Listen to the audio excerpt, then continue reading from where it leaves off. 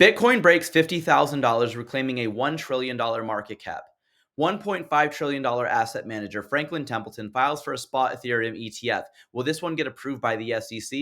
And the last thing that we're going to be going over, and probably biggest piece of news, is Ripple officially acquires another company, expanding its businesses here in the United States. Make sure you guys tune in all the way to the end of this video to find out all the details.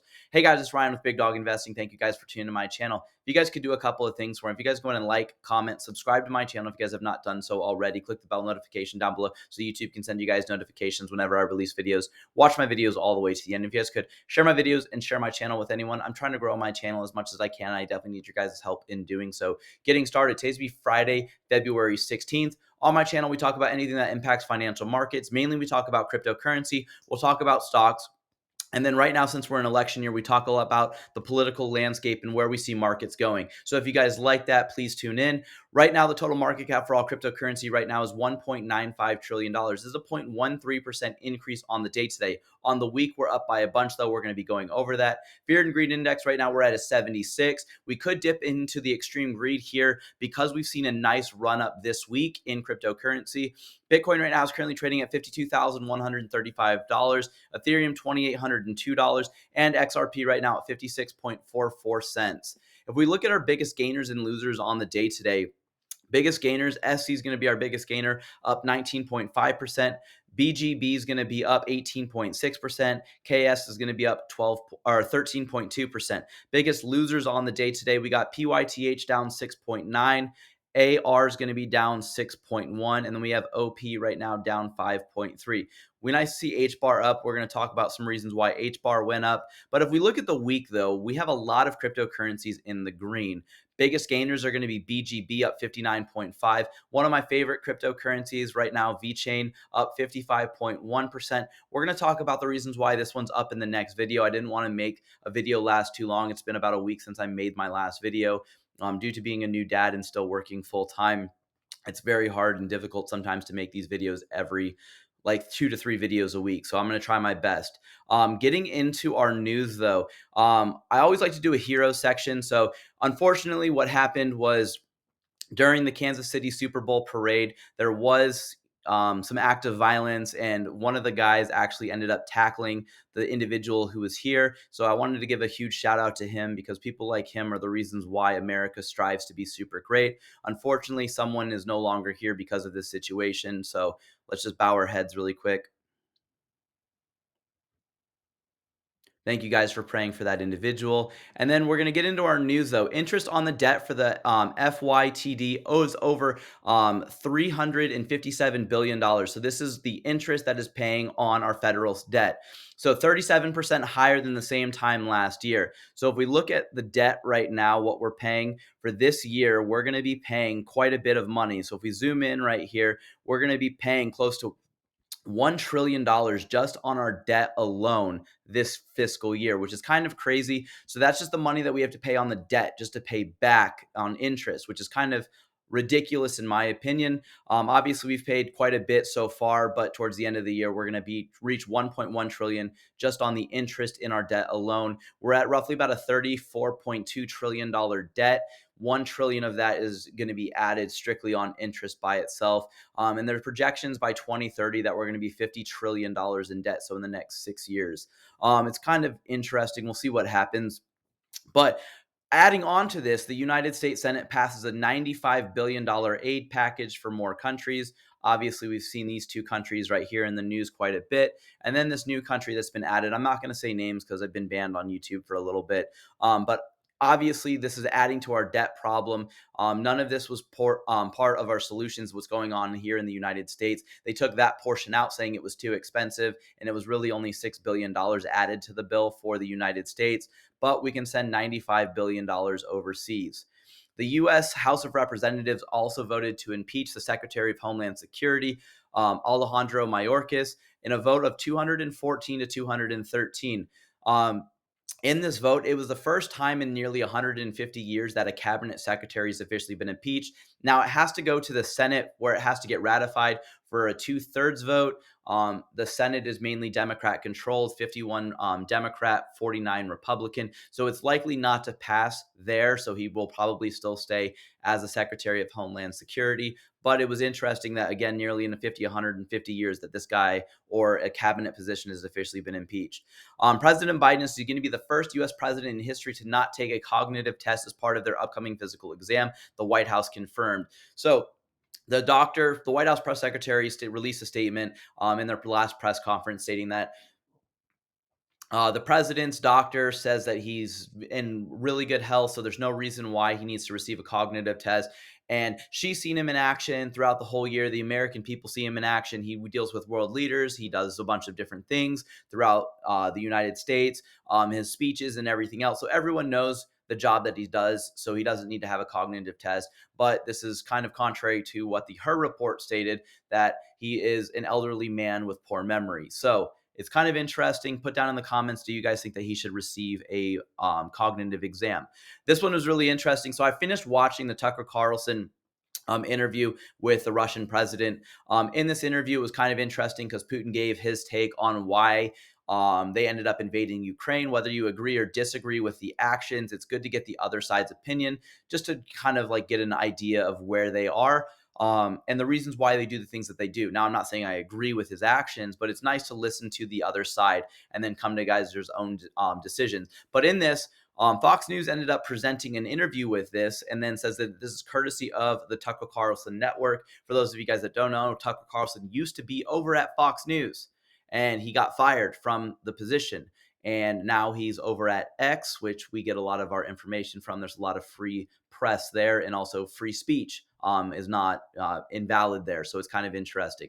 Mark Zuckerberg ends up saying that Meta's Quest Pro headset is not only better value than Apple's Vision Pros, but then also they consider it a better product. If you guys want to, everything's going to be down in the comments below. Could this help Apple's or Meta's stock value? Yes, I do see it. Apple's value definitely went up because of the Vision Pros.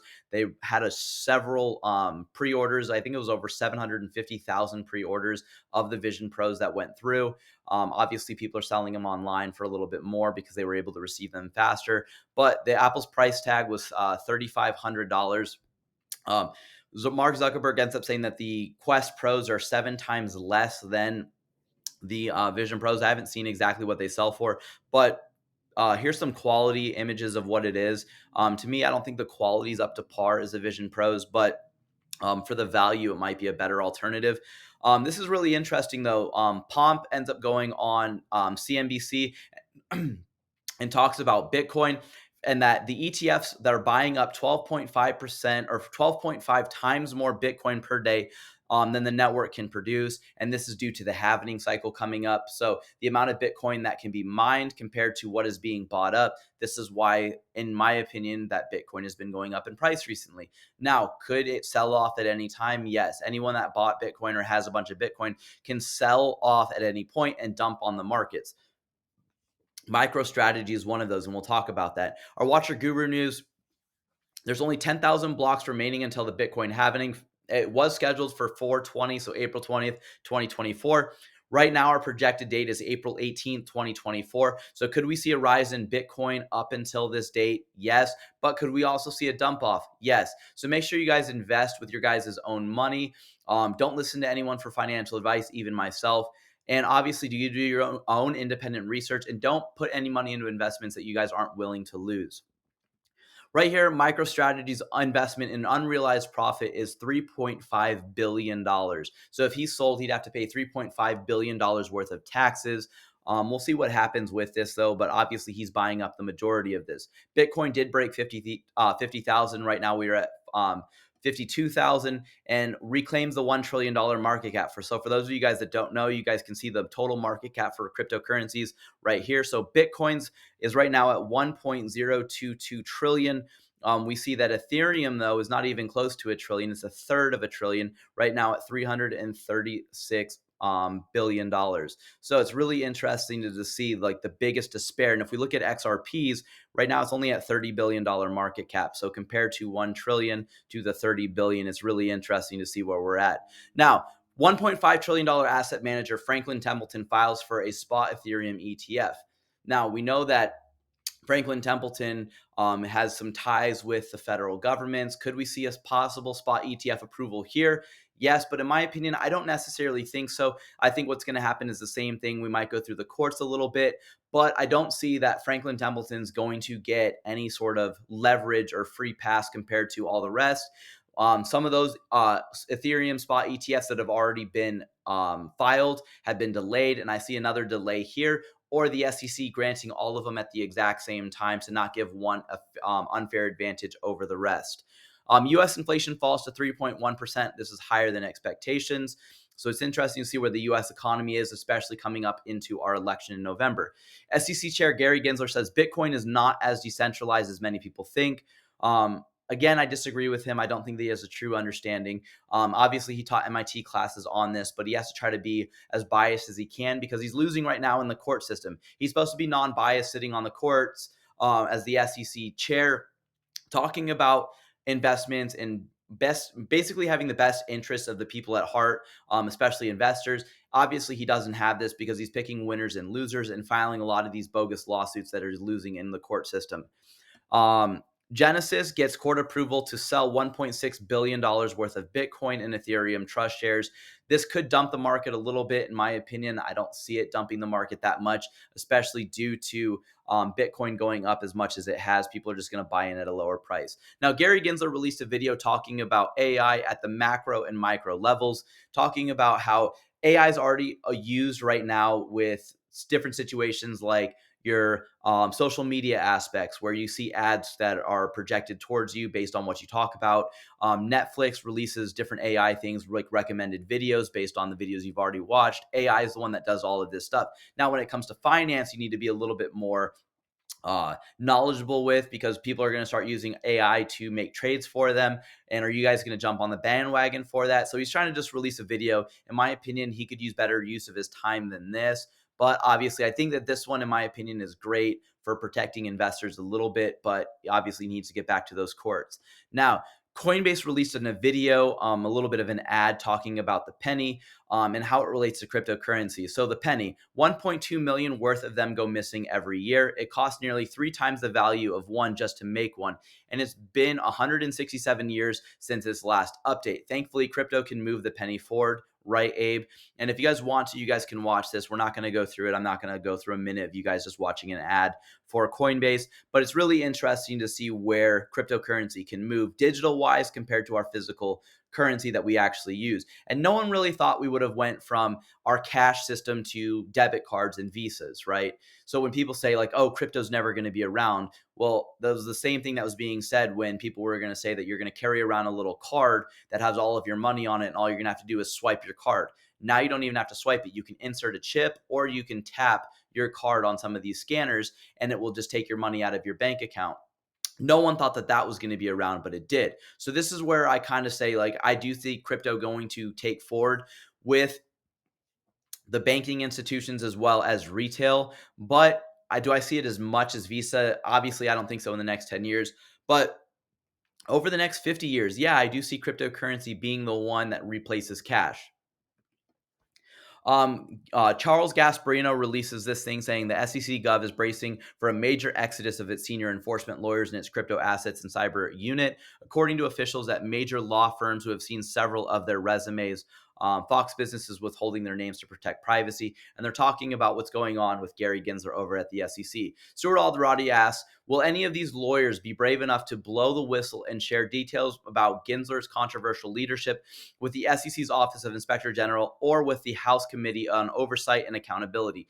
Because we've seen a lot of these individuals talking about Gary Gensler doing his lawsuits here and there, picking and choosing companies. We know that Gary Gensler didn't necessarily file a lawsuit against Ripple. It was his predecessor that did. But in doing so, he continued on with the bogus lawsuit. And we've seen lawsuits against several different crypto firms. We saw the last major one with Debtbox and their loss with Debtbox in the courts. Not really a loss, but like the judge basically trying to sanction the SEC because the SEC was actually found to falsify information to try to get Debtbox's finances frozen. And they actually did succeed in freezing those finances. And then Debtbox came out with the evidence to show that they made this up. And the judge is like, how could you do this? You're supposed to be a federal agency here for the investors. So it's really interesting to see. And hopefully we do see some of these lawyers come out.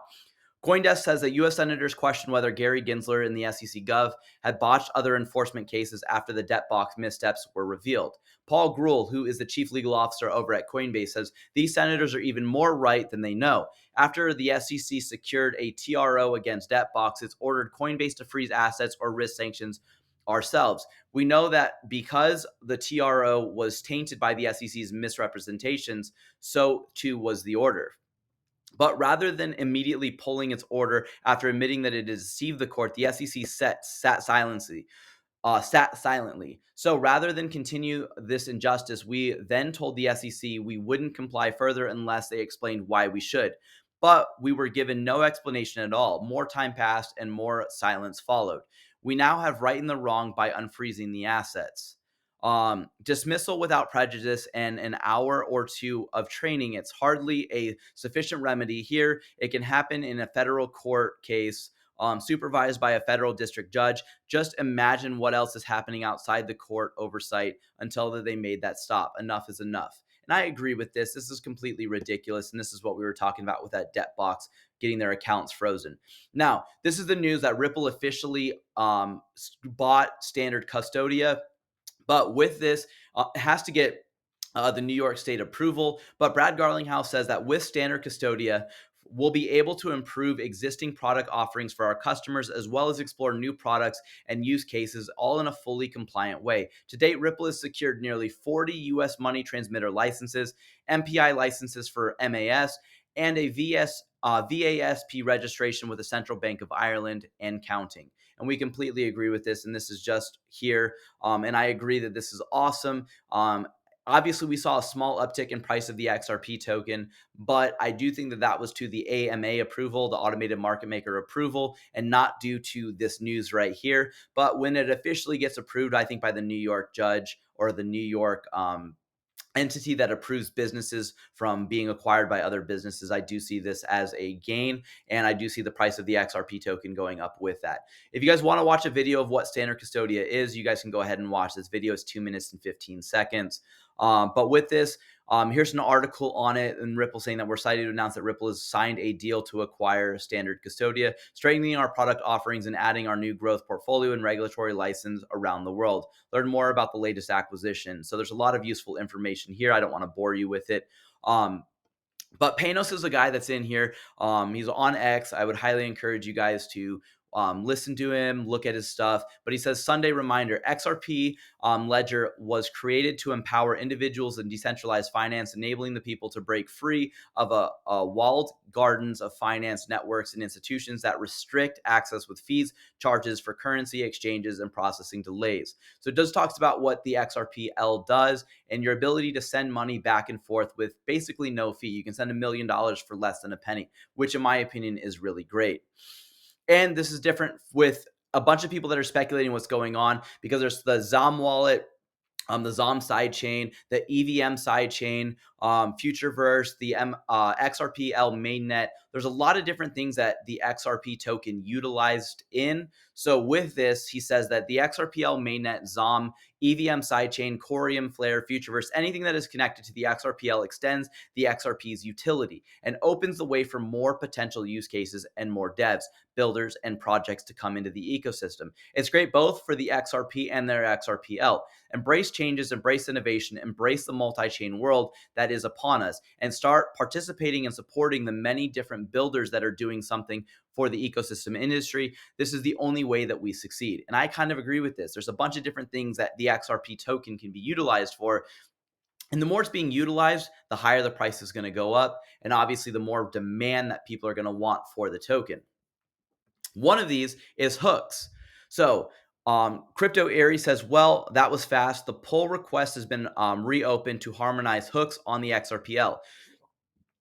Ripple is expected to assist. Now, if you guys don't know what hooks are smart contract proposals on the XRP ledger. So hooks add smart contracts functionality to the XRP ledger. Layer 1 custom code to influence the behavior and flow of transactions. Hooks are small, efficient pieces of code being defined on the XRPL account, allowing logic to be executed before and or after XRPL transactions. The XRP ledger is known and is being appreciated for its throughput, speed, and low fees. Combined with the availability advanced transaction types like multi-sign escrows, payment channels, and even a decentralized exchange, all on the ledger out of the box without requiring smart contracts. The XRPL has a lot to offer businesses and creative developers.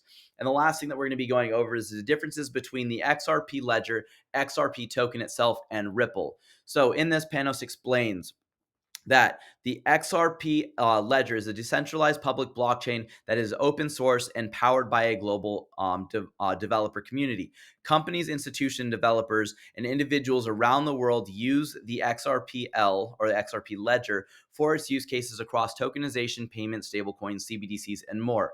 The XRP itself is the digital asset. It's a native digital token, is the digital asset token of XRPL, similar to Ethereum or ETH for Ethereum or SOL for Solana. So if ETH is the token for the Ethereum network and SOL is the token for the Solana network. The primary utility of XRP is to facilitate transactions on the network. XRP also serves to protect the ledger from spam and to bridge currencies in the XRP ledger's DEX. And then Ripple itself Ripple is a technology company that builds crypto solutions for businesses. Ripple uses XRP as a bridge currency in its solutions because it's fast, efficient, and reliable, making it ideal for financial use cases like payments. Ripple is also a holder of XRP. Ripple is one of many developers building on and contributing to the XRPL. Thank you guys for tuning into my video. Make sure you guys tune into the next one. And if you guys can invest with the big dogs, stay on the porch. Thank you guys and have a good one.